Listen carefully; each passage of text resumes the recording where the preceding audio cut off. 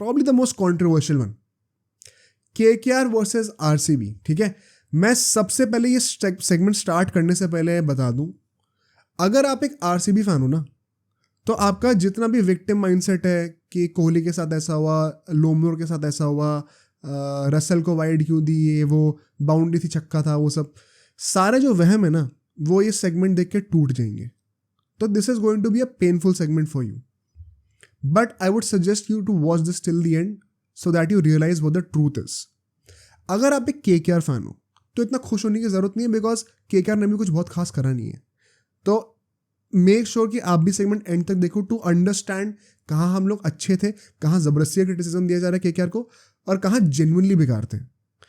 क्योंकि ऐसी परफॉर्मेंस कोई बहुत प्रेज वर्दी नहीं है केकेआर के पॉइंट ऑफ व्यू से कहूँ तो दोनों फैन बेसिस के लिए कुछ ना कुछ सीखने को जरूर है, मोर सो फॉर आरसीबी, क्योंकि बहुत ज़्यादा विक्टिमाइजेशन हो रही है सोशल मीडिया पे अननेसेसरली, एंड लोग उसमें फंसते जा रहे हैं। तो आओ ज़रा फैक्ट चेक कर लेते हैं एंड गेम को डिटेल में एनालाइज कर लेते हैं। ठीक है, टॉस आरसीबी जीतती है, बॉलिंग करती है। जैसे ही इन्होंने टॉस जीता, मैंने कहा अब चांस है मैच जीतने का आरसीबी का। अगर टॉस हार गई होती तो बिल्कुल भी चांस नहीं था आरसीबी का जीतने का। फैक्ट है आजकल। आरसीबी टॉस जीती है, बॉलिंग करती है, सही डिसीजन लिया। केकेआर टॉस हार के बैटिंग करनी पड़ी, but the pitch was still good. कोई बहाना नहीं था पिच का। वो कई लोग अभी कहेंगे कि मिडिल ओवर्स में थोड़ा गेम फंस रहा था, उसको डिस्कस करेंगे अभी। अगर हम लोग चेंजेस की बात करें, केकेआर के लिए सेम साइड थी। बेसिकली वैभव को ऐसे बैट प्लेयर नहीं लाते हैं, बस वो सुरेश शर्मा को ले आते हैं, वही एक चेंज था। प्लेइंग 11 सेम थी as far as RCB is concern. ठीक है, सिराज और ग्रीन दोनों वापस आते हैं, जो कि हमने प्रीव्यू में डिस्कस किया था। हमने कहा था कैसे आने चाहिए उनको वापस। Karn Sharma, a guy that I have personally been seeing a lot कि इस बंदे को लेके आओ। मैं बड़ा खुश था देखने के लिए कि कर्ण शर्मा को ये लोग फाइनली लेके आ रहे हैं, because it makes a lot more sense to have an experience spinner like Karn Sharma, plus he can bat too, which was clearly evident. तो बैटिंग डेप्थ भी दे दी। मैं इतने टाइम से कह रहा था, आई वाज सो हैप्पी कि कर्ण शर्मा को चांस मिला है। टोपली, वाइशेक एंड सौरव चौहान, ये तीनों बाहर हो चुके थे। द फैक्ट कि फर्गसन को रखा गया इन प्लेस ऑफ टोपली, ये थोड़ा शॉकिंग था मेरे लिए, बट ठीक है, डिस्कस करेंगे उसको। फर्स्ट इनिंग्स की बात करते हैं पावर प्ले में। अब कई लोग पहली बात तो इस चीज़ को भूल ही चुके हैं, जो नारायण का सेटअप था पूरा, क्योंकि विराट कोहली की कॉन्ट्रोवर्सी हो गई। ये बड़े इंटरेस्टिंग टैक्टिकल पॉइंट है, इसको ब्रेक डाउन करना जरूरी है, specially from KKR's point of view, because अगर हर टीम ऐसा करेगी तो नारायण फंस सकता है। पहले पावर प्ले में कितने रन आते हैं? 75 रन आते हैं, 3 विकेट गिर जाते हैं। ठीक है, ये जितने भी रन आए हैं ना, it is all thanks to Lockie Ferguson and अपना बैटिंग में फिल सॉल्ट। 28 रन मारता है लोकी फर्गसन को, पूरा मोमेंटम ले लेता है। नारायण एक इनसे स्ट्रगल कर रहा था, क्यों कर रहा था भी डिस्कस करेंगे, बट फिल सॉल्ट ने जो इनिंग्स खेली है ना, इन माय ओपिनियन केकेआर की पूरी इनिंग्स की सबसे इंपैक्टफुल इनिंग्स जो थी ना, वो पहले फिल सॉल्ट की थी। दूसरी जो थी वो प्रॉब्ली रमनदीप सिंह की थी। श्रेयस अय्यर का थोड़ा भी मैंने अपना दिमाग अभी तक बनाया नहीं है, उसको मैं डिस्कस करूंगा आपके साथ। बट ये दोनों इनिंग्स ना बहुत इंपॉर्टेंट थी। फिल सॉल्ट अगर आउट हो जाता, बड़ा आसान होता केकेआर के लिए कि वो पावर प्ले में 50 रन भी ना बने, बट उसने इतना अच्छी बैटिंग करी कि 12.5 की इकोनॉमी से हमने पूरा पावर प्ले खेला है। अनदर इंटरेस्टिंग पॉइंट वॉज, जो हमारे टॉप 3 बैट्समैन थे, तीनों के तीनों आज पावर प्ले के अंदर आउट हो गए थे। तो जितने भी लोग कह रहे थे कि केकेआर का मिडिल ऑर्डर टेस्ट नहीं हो रहा है, परफॉर्म नहीं कर रहा है, आज तुम्हें आंसर मिल गया है। केकेआर के लिए बहुत बड़ा पॉजिटिव है ये कि आज मिडिल ऑर्डर टेस्ट हो गया और 220 रन भी बना दिए। तो ये बात तो केकेआर के लिए बड़ी अच्छी लगी मुझे। पावर प्ले में नारायण को कैसे आउट करा गया? 2 अप्रोचेस थे इफ यू नोटिस। जब यश दयाल बॉलिंग कर रहा था, yorkers towards middle leg stump जो लाइन होती है ना, विद द एंगल घुसा रहा था बॉल अंदर को। No room whatsoever to Sunil Narine, pitching it up yorker length पे ताकि बॉल को स्विंग होने का भी टाइम मिले। सिराज क्या कर रहा था? उल्टा, एकदम यॉर्कर ही लेंथ पे, एकदम wide outside off stump across, ताकि वो एंगल से और बाहर जा रही हो।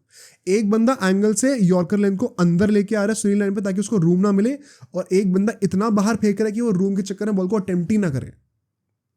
लेंथ दोनों की यॉर्कर्स थी। इसकी वजह से क्या हुआ? नारायण को अपने आर्म्स फ्रीज करने का टाइम ही नहीं मिला। And so we saw very rare side जहां पे 7-8 बॉल खेल के वो 0 पे खेल रहा था। एंड पता उस टाइम पे मुझे एक थॉट आया था कि यश दयाल जो कर रहा है वो तो बहुत बढ़िया है, क्योंकि वो स्टंप्स को अटैक कर रहा है, यू मिस आई हिट वाला अप्रोच है। बट जो सिराज कर रहा है ना, वो कि तुम एकदम वाइड आउटसाइड ऑफ स्टंप फेंक रहे हो, डेथ बॉलिंग कर रहे हो बेसिकली पहले ओवर से। ये थोड़ा ना कायरो वाला एटीट्यूड दिखाता है थोड़ा सा, जिगरा नहीं दिखाता ये चीज कि तुम पहले से बचने के लिए खेल रहे हो क्या। विकेट लेने जाओ ना, स्टंप टू स्टंप बॉलिंग करो यॉर्कर, कोई प्रॉब्लम नहीं है, रूम मत दो यश दयाल की तरह। But it seems as if RCB का प्रॉपर प्लान था ये मैनेजमेंट का कि एक बंदा वाइड यॉर्कर्स फेंकेगा, एक एकदम inline फेंकेगा।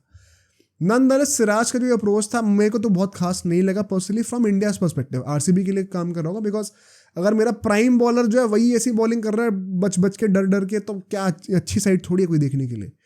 The good news was RCB के लिए चीज़ काम करती है। एंड नारायण फ्रस्ट्रेट होकर विकेट अपना थ्रो कर देता टिल्ला मारने के चक्कर में। इफ़ यू नोटिस जिस बॉल पर नारायण आउट हुआ है ना, उससे जस्ट पहले वो एक डबल भागा था, एंड उस बॉल पर जब वो आउट होने वाला था तब उसके मुंह पे फोकस था, एंड वो उसकी ये हो रहा था, उसका सांस चढ़ी हुई थी। कहीं ना कहीं लग रहा था कि इसका लैप्स ऑफ कॉन्सेंट्रेशन आने वाला है। तो I think it added up. अंकुरिश आता है, वो बेचारा मतलब अनलकी था थोड़ा सा, कह लो कि भाई कैमो ग्रीन ने तो तगड़ा कैच पकड़ा है, इतना लंबा है 6 फीट 4-5 इंच के, ऊपर से वो हाथ ऊपर करता है तो पता नहीं 8-9 फीट तक पहुंच जाता है। स्टेलर कैच है, one of the best catches this tournament, easily, बहुत बढ़िया कैच था वो। फिल शॉट अटैक करते करते आउट होता सिराज को। Siraj by the way did great, मतलब क्योंकि वो वाला बॉलिंग कर रहा था बचने वाली, तो उसके वजह से रन तो रुक ही रहते, तो इकोनॉमी उसकी बड़ी अच्छी थी, प्लस फिर विकेट भी मिल गया फिल शॉट का, तो अब सोने पे सुहागा हो गया।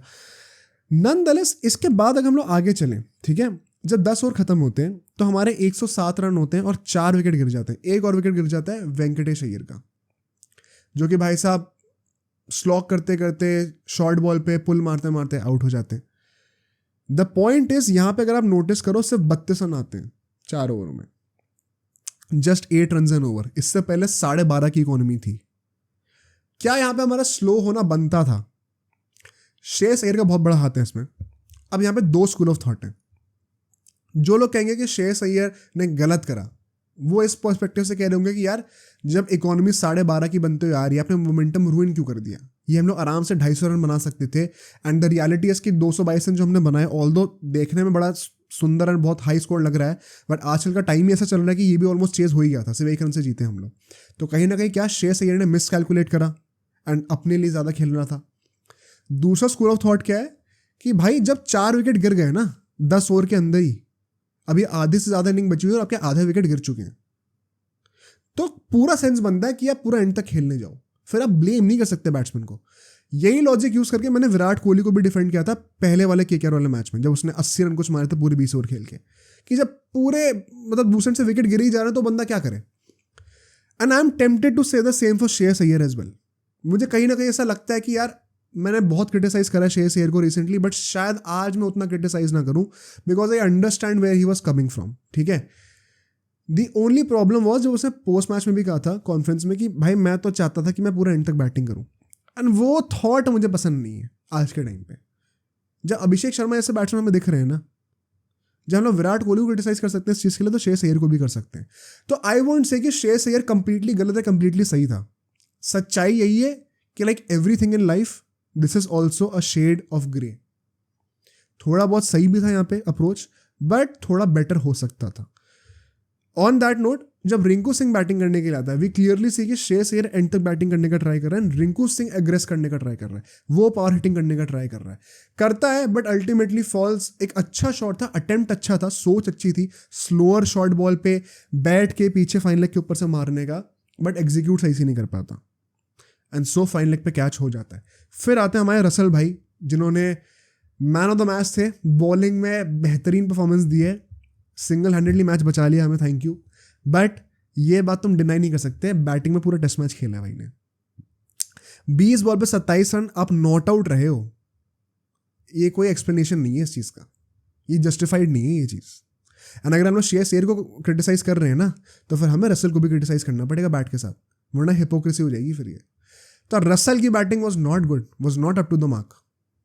कहीं ना कहीं मुझे ऐसा लग रहा था कि रसल ना पहले खेल रहा है इस बात के लिए कि स्ट्रेटेजिक टाइम आउट आ जाए 16वें ओवर तक, उसके बाद मैं टेक ऑफ कर जाऊंगा, और फिर जब टेक ऑफ करने का टाइम है तब तक वो टेक ऑफ कर ही नहीं पाया। इनफैक्ट रमनदीप सिंह आता है जब श्रेयस अय्यर आउट होता है, थैंकफुली रमनदीप सिंह ने हमें बचा लिया भाई। रमनदीप सिंह ने ऑलमोस्ट उतने ही रन मारे जितने रसल ने मारे, एंड 8-9 बॉलें खेली उसने। That was one of the the most important innings in this whole game that completely change the direction in which KKR ended up. मैं बताता हूँ क्यों, स्टैटिस्टिकली बताता हूँ आपको. जब 15 ओवर हुए थे ना तो 149 for 5 था स्कोर, ठीक है, 150 रन मान के चलो ऑलमोस्ट. आखिरी के 5 ओवरों में 73 रन आते हैं, 73 रन. बट कैच पता है क्या है, जो 16वां ओवर था ना उसमें सिर्फ 6 रन आए थे. इसका मतलब आखिरी के 4 ओवरों में 67 रन आए हैं भाई साहब. That is almost 17 run every over. That is crazy. And ये क्यों हुआ है? बिकॉज एंड में रमनदीप ने आके पिटाई करी है तगड़ी. तो ये जो आखिरी के 4 ओवर में हमने एक्सप्लोर करा है ना, उसकी वजह से हम लोगों ने 222 बना दिए, वरना तो गेम फंस गया था अच्छा खासा. मुझे लग रहा था 222 जो हमने बनाए थे ना, we were at least 10-15 run short, जो हमारी ट्रैजेक्टरी चल रही थी. अगर आपने 6 ओवरों में 75 रन बना दिए हैं तो आपको कायदे से 230-235 क्रॉस करना चाहिए. बट हमने मिडिल ओवर्स में, ये पता है एक बहुत इंटरेस्टिंग एनालिसिस है, पहले के 6 ओवर में हमने 75 रन मारे थे. अगले 9 ओवरों में 6 से 15 का जो फेज था उसमें 73 रन मारे हैं. सो जस्ट इमेजिन कि पहले के 6 ओवरों में हमने अगले के 9 ओवरों में से ज़्यादा रन मार दिए थे पहली. तो ये मिडिल फेज में हमें बेटर बैटिंग करनी चाहिए थी. ऑफकोर्स विकेट्स गिरे तो थोड़ी problem I, but intent better हो सकता था. यही क्रिटिसिज्म रहेगा श्रेयस अय्यर का. एंड कई लोग यहाँ पे आर्ग्यू करेंगे कि यार पिच शायद स्लो हो गई थी बीच में थोड़ी सी. एंड ये बात मुझे कभी समझ में ही नहीं आती भाई. पहली बात तो जब ODIs आप खेल रहे होते हो तो पूरे 50 ओवर में पिच सेम रहती है, तब कोई नहीं बोलता ऐसे.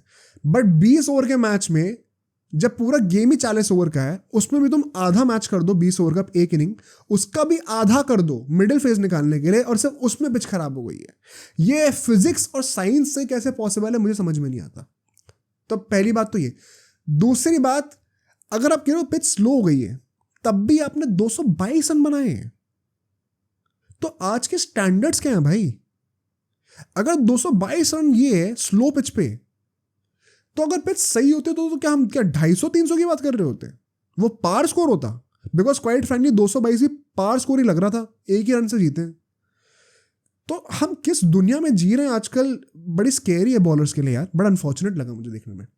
बट मूविंग फॉरवर्ड, अब हम आते हैं सेकंड इनिंग्स में, जहां पे कंट्रोवर्सी शुरू होती है.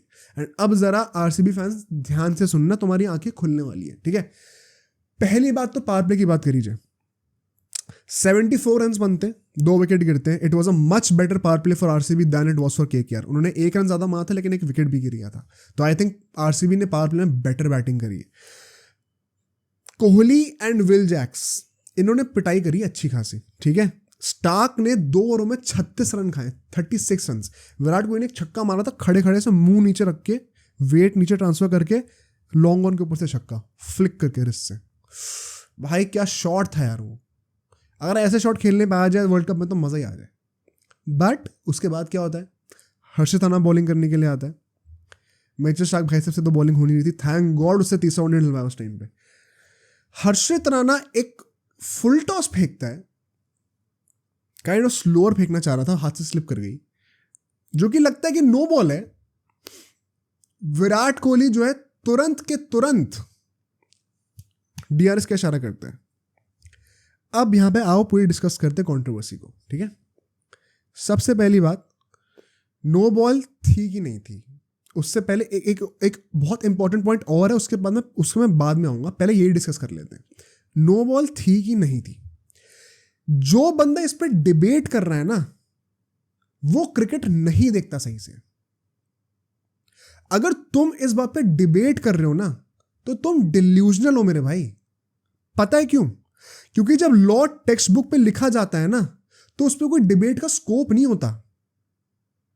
मैं इस बात पे तो डिबेट करने ही नहीं वाला, और ना कोई डिबेट सुनने वाला हूं कि ये नो बॉल थी कि नहीं. क्योंकि जो लॉ है ना, वो सबके लिए सेम होता है. ये जो विक्टिम माइंडसेट है कि पूरी की पूरी दुनिया, पूरी की पूरा IPL, पूरी 9 टीम्स बाकी जो है, ये सब RCB के अगेंस्ट एक कॉन्स्पिरेसी रच रही है. ये सब विराट कोहली के अगेंस्ट जानबूझ के गलत डिसीजंस दे रहे हैं, क्योंकि ना RCB पसंद नहीं है. ये जो विक्टिम मेंटालिटी है ना, इसी की वजह से तुम्हारी टीम कभी नहीं जीतेगी. बहुत कड़वा सच है, लेकिन ये सच है. अगर रूल में लिखा है, पहले बात तो जिनको रूल नहीं पता, मेरी बात पे भरोसा मत करो, खुद जाके रूल में पढ़ के आओ, ठीक है. नारायण वाले पे भी आएंगे जो नो बॉल थी कि नहीं थी, खुद जाके रूल पढ़ के आना। रूल क्या कहता है? The modern law of no ball says कि हर बंदे का जो नॉर्मल बैटिंग स्टांस है क्रीज पे, उस पर उसकी वेस्ट हाइट जो है ना वो टेक्नोलॉजी ने नापी है टूर्नामेंट शुरू होने से पहले। तो पहली बात तो हर बैट्समैन के वेस्ट की नपाई पूरी हुई हुई है आईपीएल शुरू होने से पहले।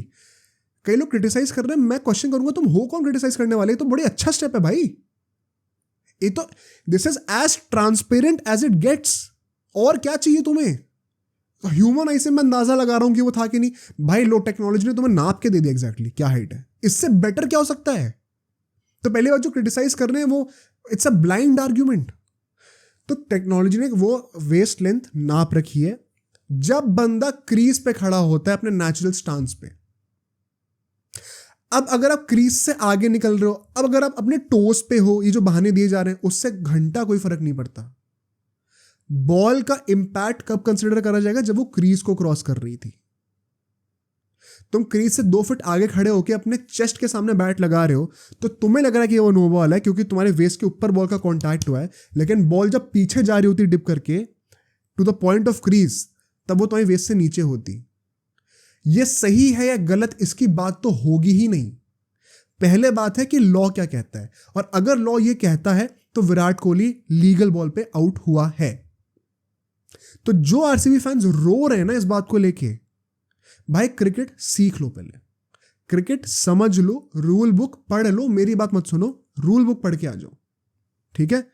दूसरी बात, जो ये बहाना है कि टोस पे खड़ा था, आगे था क्रीज से, दैट इज सच अ डम argument because that only blames you're only blaming your own argument in that sense। क्योंकि अगर वो आगे खड़ा हुआ है क्रीज की तो it is even more evident right now कि अगर बॉल चेस्ट के आसपास कहीं लग रही तो डिप करके और पीछे नीचे ही जाएगी ना। तो ये कहना कि वो क्रीज के आगे खड़ा था तो नो बॉल क्यों नहीं दी? अबे क्योंकि क्रीज के अंदर होता तो तब तक बॉल को और रूम मिलता डिप करने का। तो तुम अगर कह रहे हो कि क्रीज के आगे खड़ा था इससे नो बॉल मिलनी चाहिए, वो तो डम आर्ग्यूमेंट है। तुम अपने आप के लिए गड्ढा खोद रहे हो उसमें। वो टोस पे खड़ा उससे कोई फर्क नहीं पड़ता, वो क्रीज पे जो उसकी नेचुरल वेस्ट हाइट थी उसी से नापा जाएगा। तो इट इज इररिलेवेंट कि वो क्रीज के आगे खड़ा है, टोस पे खड़ा है, हवा में उड़ रहा है, लेविटेट कर रहा है, कोई फर्क नहीं पड़ता उससे। टेक्नोलॉजी ने वो सारे इनटैंजिबल फैक्टर्स इक्वेशन से हटा दिए और वही तो अच्छी बात है। तो उसको क्रिटिसाइज करने वाले कौन होते हो भाई? दूसरी बात, मैं केकेआर फैन से यहां पे कंप्लेन करना चाहता हूं। तुमने नोटिस करा जब आंद्रे रसल जब बैटिंग कर रहा था 2 वाइड के डिसीजंस गलत दिए गए थे और फिर रसल ने रिव्यू लिया था एंड वो ओवरटर्न हो गया था। उस टाइम पे इसी ने लेग अंपायर ने क्रॉस चेक नहीं करा खुद कि शायद मैंने डिसीजन गलत तो नहीं दिया। अच्छा, आरसीबी फैंस उसमें पता क्या कह रहे हैं, एक बार रसल ने डक कर दिया था, नीचे झुक गया था, तो वाइड क्यों दे दी? अबे भाई क्योंकि जब वो नेचुरल पोजीशन पे था तब भी सर के ऊपर से बॉल जा रही थी, तो it is irrelevant if he ducks the ball और नॉट। ये रूल है भाई, ये रूल पढ़ के आओ पहले, फिर ये सब बकवास करा करो ना ट्विटर के ऊपर। तो वो वाइड थी, लेजेंड वाइड थी। दूसरी बात, जब रसल के साथ सेम सिचुएशन हुई थी, जब उसको नो बॉल डाली थी और वो आउट हो गया था ऑलमोस्ट पहली बॉल पे, वो छाती से गई थी बॉल, वो क्रीज के अंदर था, इतना क्लियर नो बॉल था, अंपायर ने आउट दिया उसको। अब मैं नहीं कहूं कि केकेआर के अगेंस्ट कॉन्स्पिरेसी हो रही है। और जब रसल ने रिव्यू लिया तो वो केकेआर का रिव्यू कटा है वहां से, जब ओवरटर्न हुआ तो ऐड हुआ, वो केकेआर का रिव्यू काउंट हुआ था। जब कोहली के साथ हुआ, कोहली ने यूं इशारा करा, अंपायर ने रिव्यू कंसिडर ही नहीं करा, उसने खुद ही कॉल आउट कर दिया कि मैं चेक करना चाहता हूं थर्ड अंपायर से।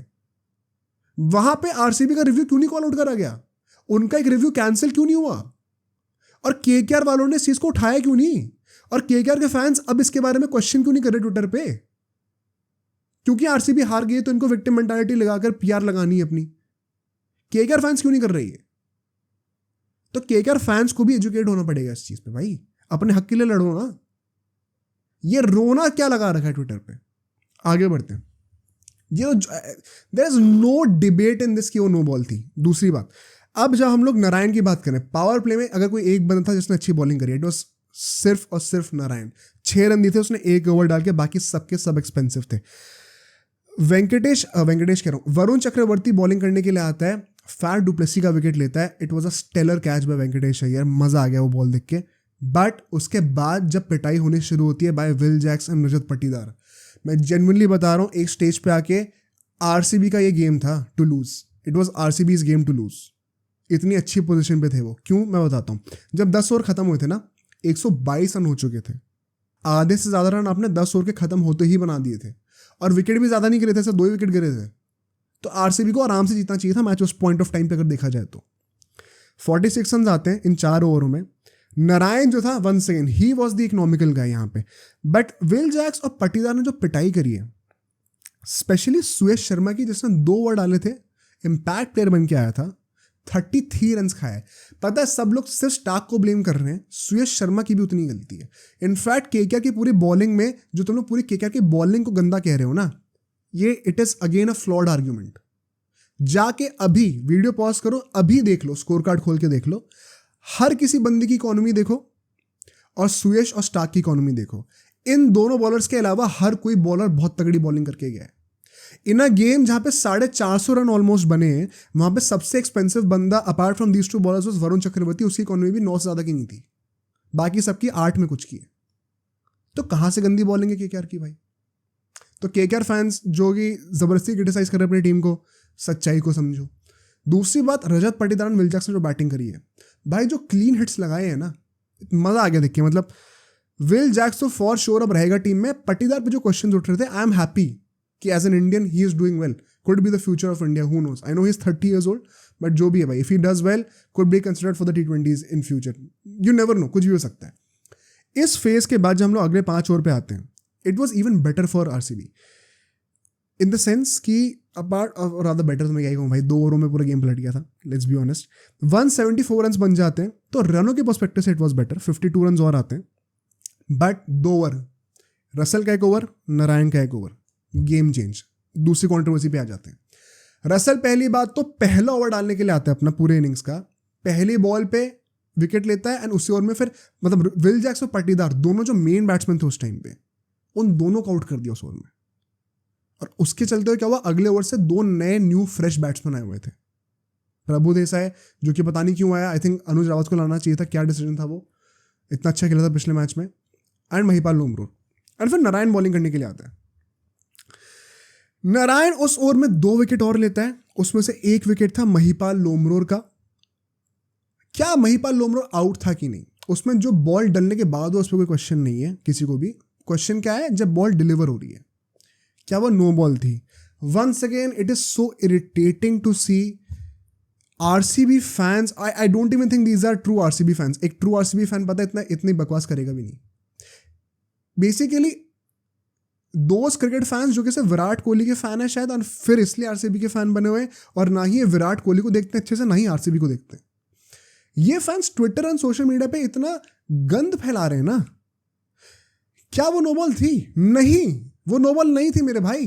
और अगर कोई प्रूफ चाहिए ना जो तुम ट्विटर पे देख रहे हो, तो ये लो भाई, ट्विटर से एक और इमेज है, ये भी देख लो, ठीक है? और इसके बाद बोलती बंद हो जानी चाहिए।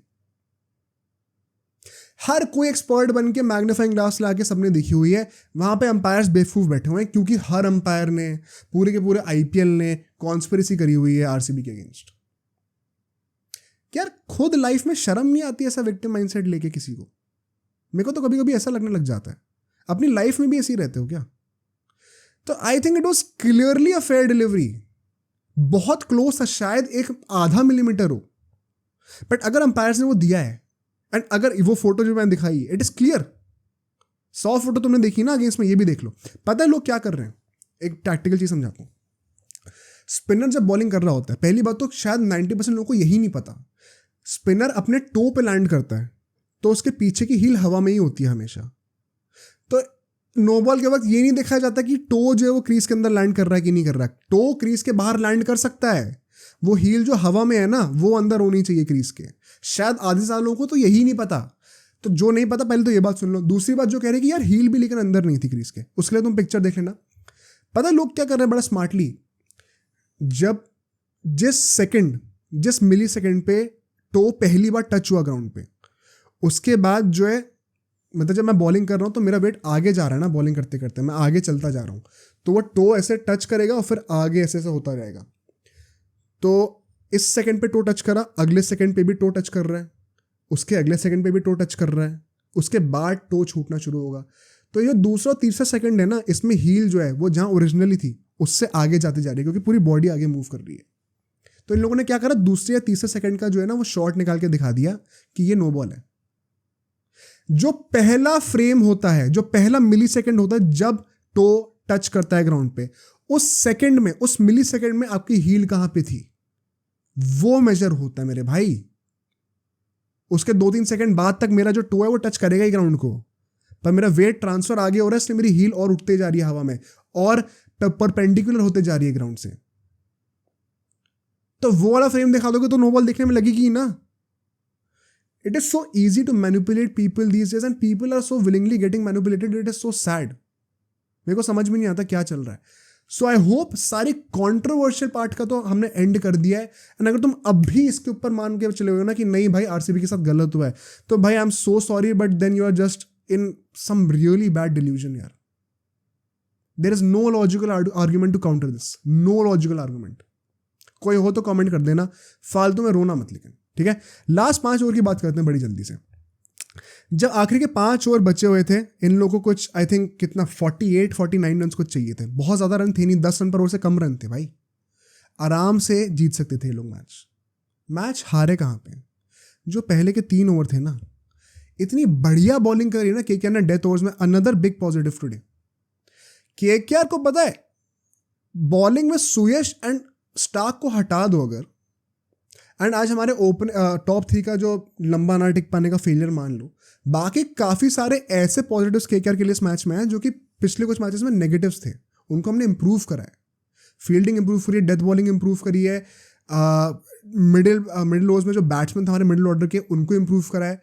There have been a lot of major improvements जो कि केकेआर ने करे हैं, लेकिन वो कॉन्ट्रोवर्सी की वजह से यहाँ पे वो सब भूल गए हैं। Great bowling by Harshit firstly, great bowling by Varun Chakravarthy and great bowling by Andre Russell. जो स्टार्टिंग के 4 ओवर थे ना आखिर के 5 में से, इन्होंने जो बॉलिंग करी है आराम से गेम केकेआर के हाथ में दिया है, क्योंकि आखिरी ओवर में 21 रन रह गए थे। यहाँ पे कई लोग क्वेश्चन करेंगे श्रेयस अय्यर की कप्तानी को कि भाई स्टार्क को लास्ट ओवर क्यों डलवाया। मैं बताता हूँ इसका अप्रोच क्या होता है।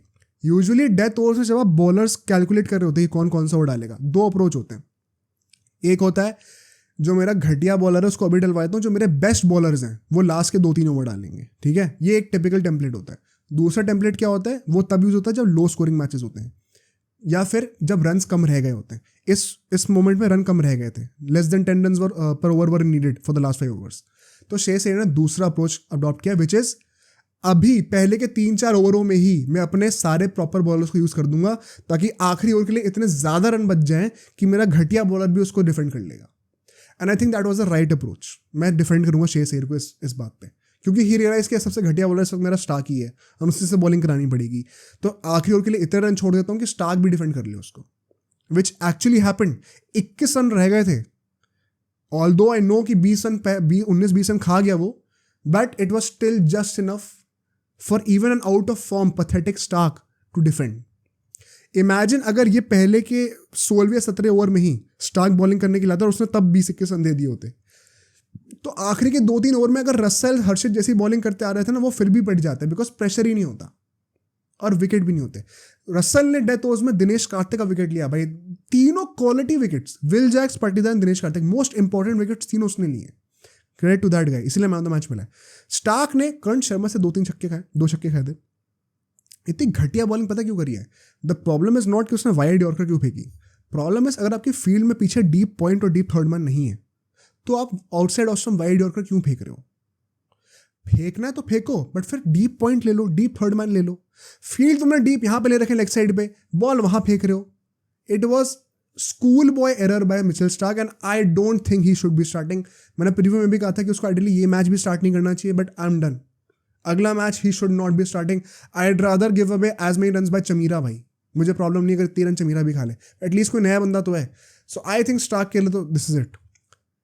All and all a great victory by KKR. अब लास्ट में एक और चीज़ मैं बोल दूं, जो लोग रोएंगे अब यहाँ पे कि यार आरसीबी डिजर्व करती थी जीतना, ये करती थी वो करती थी, केकेआर डिजर्व नहीं करती थी जीतना।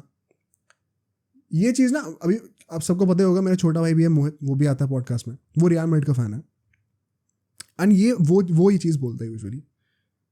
And I have come to realize कि it is actually quite true. Madrid को सब जानती हैं कैसे जीतती है. अभी सिटी के अगेंस्ट कैसे जीती थी यूसीएल में सबको पता है. Being the like city being the better team, वो फिर भी उनको नहीं हरा पाए. एंड कई लोग कहेंगे कि सिटी डिजर्व करती थी जीतना, या फिर कई बार ऐसे मैड्रिड के अगेंस्ट कहा जाता है. उसका लॉजिक ये है कि भाई जो टीम बेटर है ना, जो टीम डिजर्व करती है ना, वो जीत जाती है. अगर तुम जीते तो तुम डिजर्विंग हो. अगर तुम नहीं जीत रहे ना, तो कहीं ना कहीं तुमने कुछ गलती तो करी जिसकी वजह से तुम डिजर्विंग नहीं थे विक्ट्री के. तुम पूरे 4 घंटे के गेम में 3 घंटे 55 मिनट डोमिनेट कर सकते हो, बट अगर तुमने 5 मिनट डोमिनेट नहीं करे तो तुम ये नहीं कह सकते कि हम डिजर्व करते थे जीतना, बिकॉज हमने पूरा गेम डोमिनेट करा है. दूसरी टीम में भी दिमाग था कि उन 5 मिनट पूरा गेम बदल दिया, उसके लिए वो भी डिजर्विंग है.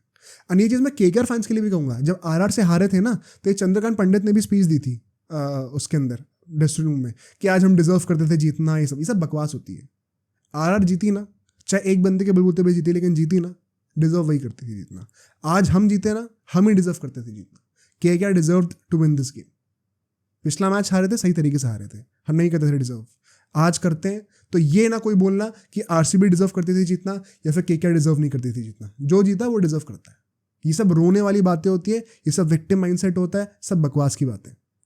तुम अच्छे हो तो तुम रिजल्ट निकाल लोगे, नहीं हो अच्छे तो कहीं ना कहीं किसी एक सेकंड पे, किसी एक मिनट पे जाके तुम्हारी कमी निकल आएगी, तुम वहीं पे चोक कर जाओगे. आरसीबी को ये गेम जीतना चाहिए था 10 ओवर के बाद, जो हाल था. लास्ट के 2 ओवर में 3 रन चाहिए थे, तब भी जीतना चाहिए था. नहीं जीते ना, because they were not good enough to win this game. Simple is that. Officially out होने वाले हैं, वर्चुअली आउट आज हो चुके हैं.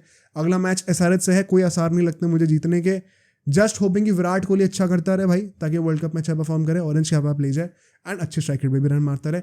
अब सोचो अगर ये क्लिप इतनी बढ़िया थी तो पूरा का पूरा पॉडकास्ट कितना बढ़िया होगा. तो अगर आपको इसी क्लिप का पूरा पॉडकास्ट देखना है तो यहाँ पे क्लिक करिए, और अगर आपको ऐसे ही और क्लिप्स बिंज वॉच करनी है तो यहाँ पे क्लिक करिए.